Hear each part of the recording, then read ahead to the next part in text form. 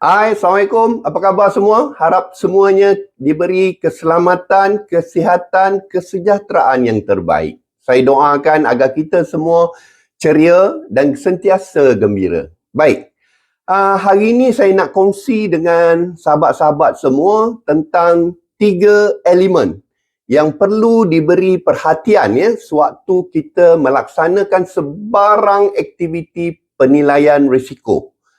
Elemen yang pertama yang perlu diberi perhatian ialah elemen persekitaran. Apabila kita ingin membuat aktiviti penilaian risiko, sila semak persekitaran tempat kerja, persekitaran kawasan kita berada. Ini adalah sangat penting kerana faktor persekitaran juga menyumbang kepada isu-isu kemalangan, kecederaan dan sebagainya. Faktor persekitaran ini juga memberikan impak yang terbesar kepada sesuatu kemalangan. Ini perlu diberi perhatian sebagai contoh, kalau kita ada berlaku kemalangan jalan raya, kita perlu lihat situasi keadaan jalan, cuaca, persekitaran di kawasan kemalangan tersebut sebelum kita membuat keputusan dalam sebarang aktiviti penilaian risiko. Itu yang pertama, iaitu faktor persekitaran. Faktor yang kedua ialah faktor manusia. Ini juga kita perlu lihat sama ada pekerja tadi mempunyai kecekapan yang mencukupi dalam melaksanakan sesuatu aktiviti. Apakah pekerja ini sudah mahir dengan peralatan tersebut ataupun pekerja ini bagaimana? Ini juga perlu diberi perhatian tentang pengetahuan, keadaan fisiologi, kesihatannya, adakah dia fit to work or not.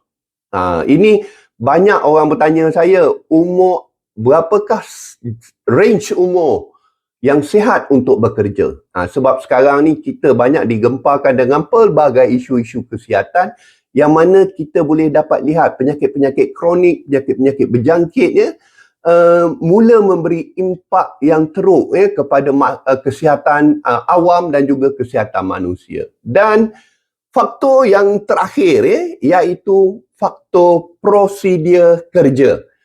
Setiap aktiviti kerja perlu ada prosedur. Ini kadang-kadang prosedur yang kita buat itu tidak pernah direview oleh majikan, tidak pernah direview oleh pekerja.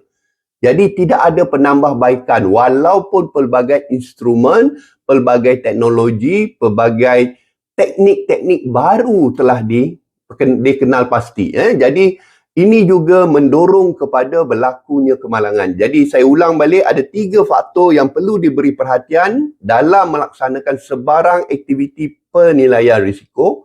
Faktor yang pertama, faktor persekitaran.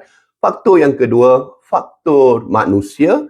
Dan faktor yang ketiga ialah faktor prosedur ataupun tata cara kerja. Ini sangat penting. Jadi saya rasa cukup dulu untuk saya kongsikan hari ini. Kalau sahabat-sahabat semua ada soalan dan sebagainya, boleh type di ruangan komen atau chat nanti. InsyaAllah saya akan jawab seberapa baik atau seberapa cepat yang mungkin. Baik, insyaAllah kita jumpa lagi di lain sesi. Wallahualam. Assalamualaikum warahmatullahi taala wabarakatuh.